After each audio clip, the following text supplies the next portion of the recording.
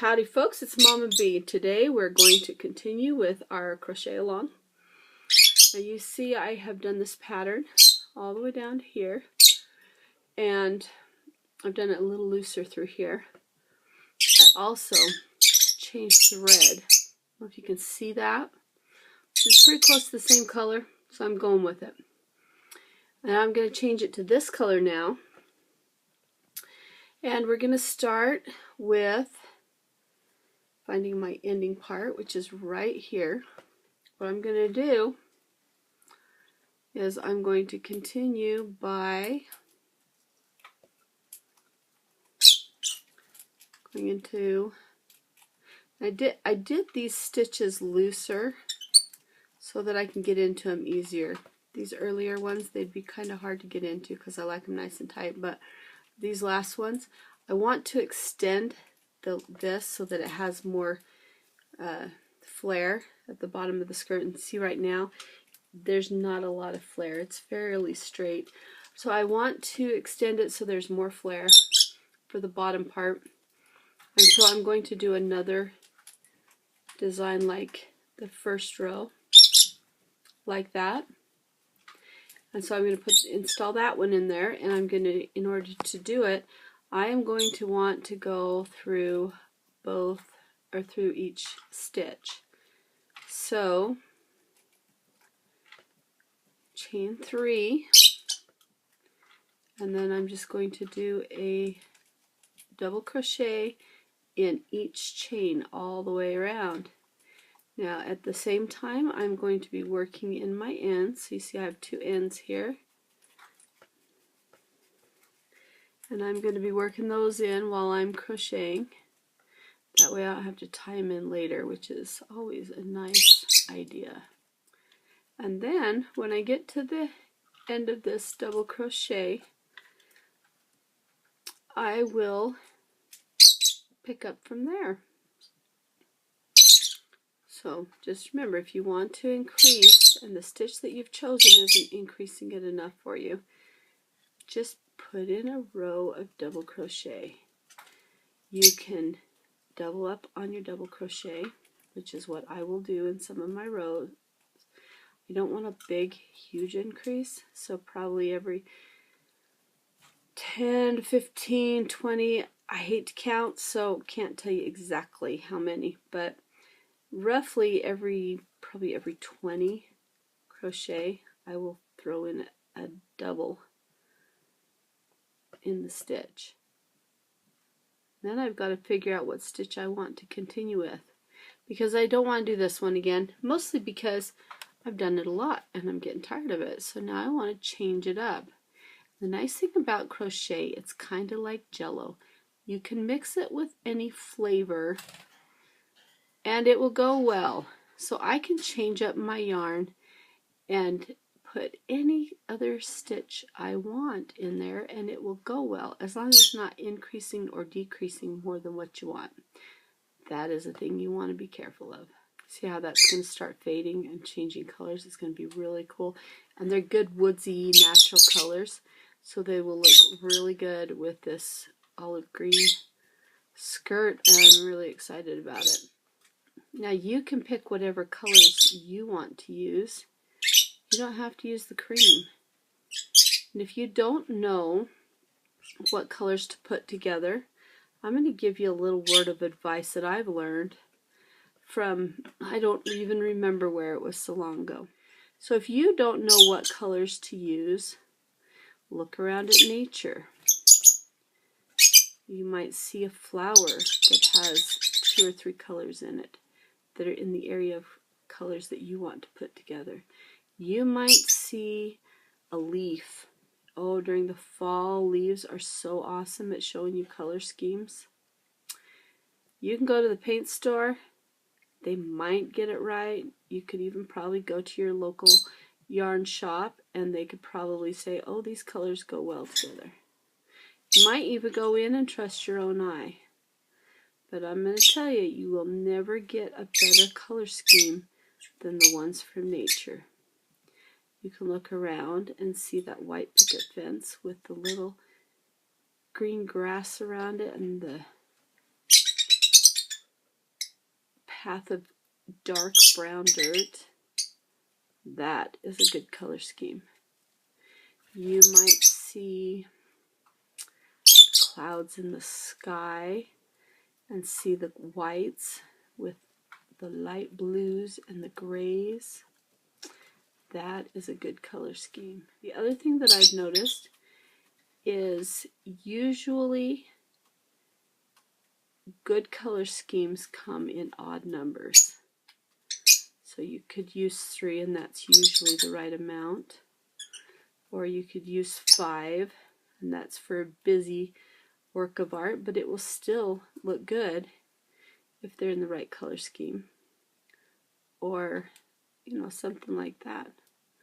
1 always works. You don't have to change up, but doing the stitches can get quite boring if you only use 1 color. It can get to be overwhelming. So that's why I don't usually stick to just 1 color. But that doesn't mean it won't look good, because it usually really does. Anyway, so there's my words of advice. I'm going to finish this row and we'll get back to you. Look how that's coming. It's looking good, huh? All right. Okay, so I've gone all the way around. Look how pretty that color combination makes it. It softens it up so nice. It also adds a little bit extra flair. You can see how it kind of ruffles.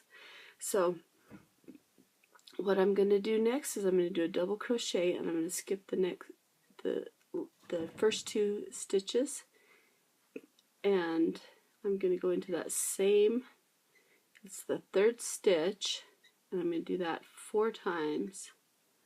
So there's 3 and 4. And I'm going to chain 1, and I'm going to double crochet into the next one 4 times.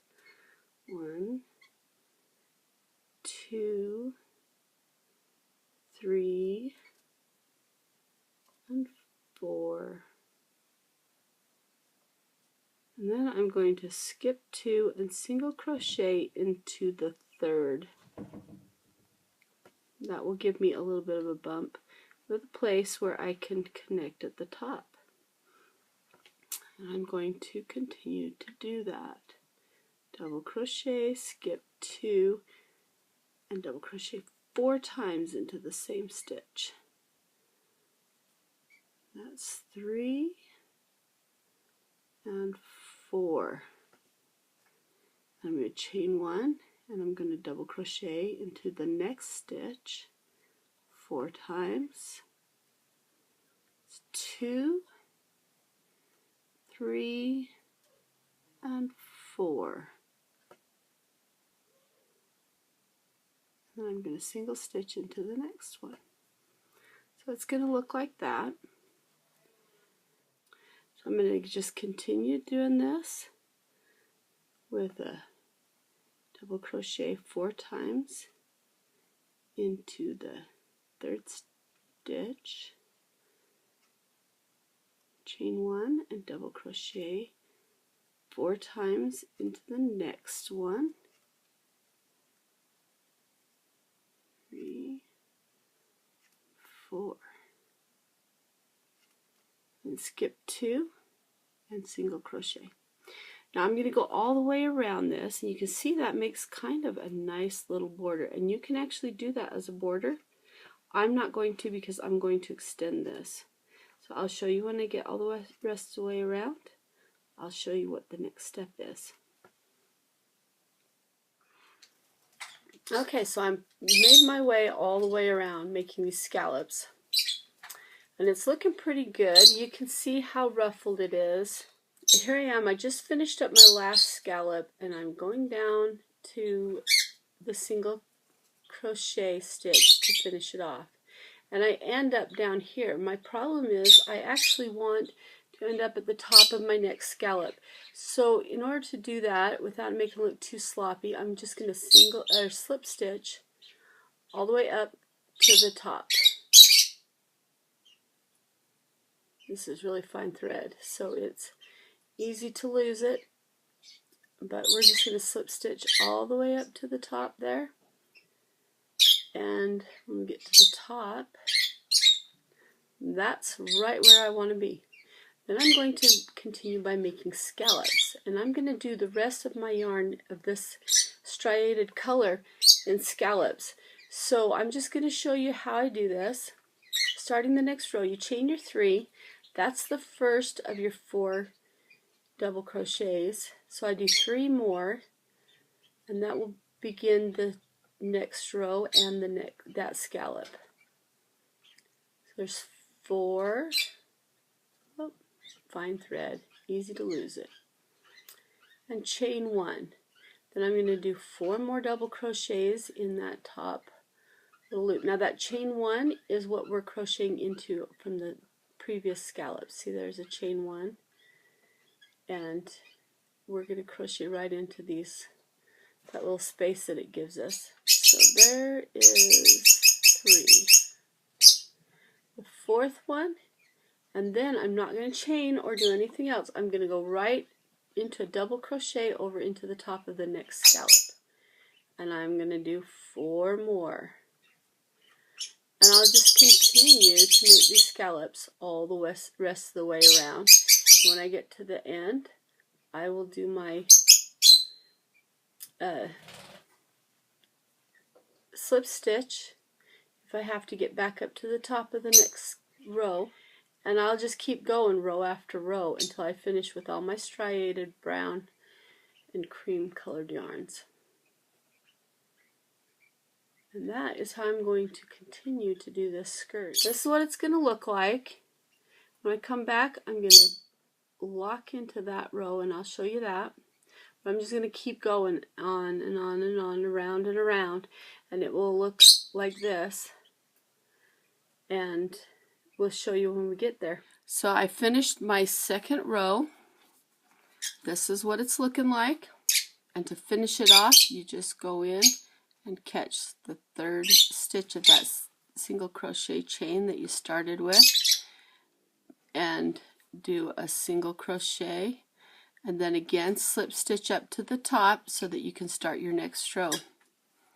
We'll do that, and when we finish, we'll finish the last of our video series of our crochet along, and I'll show you how to do that. Thanks for watching, folks. Hope you had a really great time crocheting with me, and hope this video helps. Have a great day.